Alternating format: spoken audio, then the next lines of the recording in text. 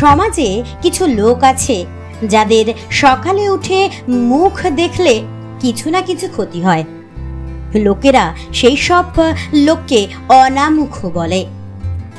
একদিন হয়েছে কি, বেশি রাত হয়ে যাবার ফলে গোপাল বাড়ি না ফিরে রাজবাড়িতে রাতের আহার আদি করে অতিথিশালায় ঘুমিয়ে পড়ল।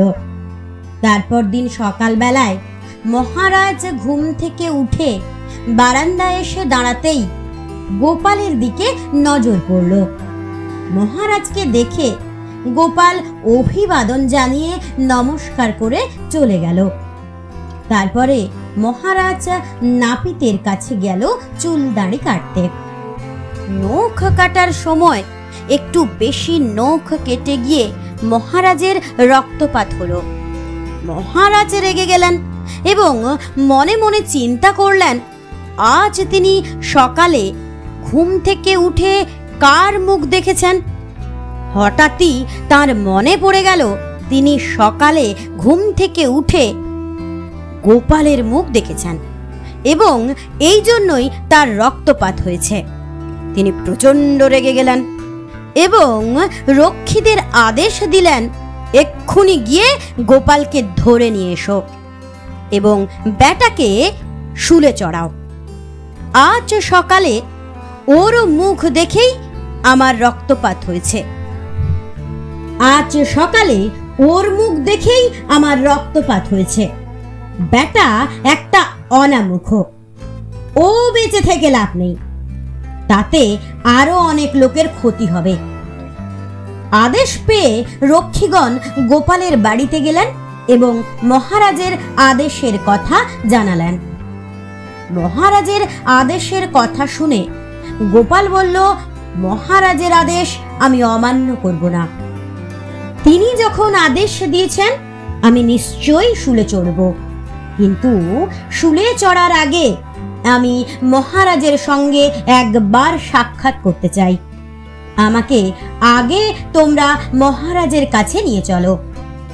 গোপালের ইচ্ছানুসারে রক্ষীগণ গোপালকে উপস্থিত করলেন মহারাজের সামনে। সেই সময় মহারাজ রাজসভায় বসেছিলেন। গোপাল অভিবাদন জানালো এবং তারপর বলল, মহারাজ, আমাকে কি অপরাধে আপনি শুলে চড়ার আদেশ দিলেন? মহারাজ প্রচণ্ড রেগে গেলেন এবং চিৎকার করে বললেন, তুমি খুবই গুরুতর অপরাধ করেছ। তোমার মতো কোনো অনামুখ আমার রাজ্যে নেই। আজ সকালে ঘুম থেকে উঠে তোমার মুখ দেখেছি বলেই আমার নখ কেটে রক্তপাত হয়েছে। তোমার মতো অনামুখ দেশে থাকলে অনেকেরই ক্ষতি হবে, সুতরাং তোমার মৃত্যুই প্রয়োজন। গোপাল গম্ভীর হয়ে বলল, মহারাজ, আপনি সকালে ঘুম থেকে উঠে আমার মুখ দেখেছেন বলে আপনার নখ কেটে রক্তপাত হয়েছে, কিন্তু মহারাজ একটু চিন্তা করে দেখুন তো, আমি সকালে ঘুম থেকে উঠে প্রথমে আপনার মুখ দেখেছি বলে আজ আমাকে শুলে চড়ে প্রাণ দিতে হচ্ছে।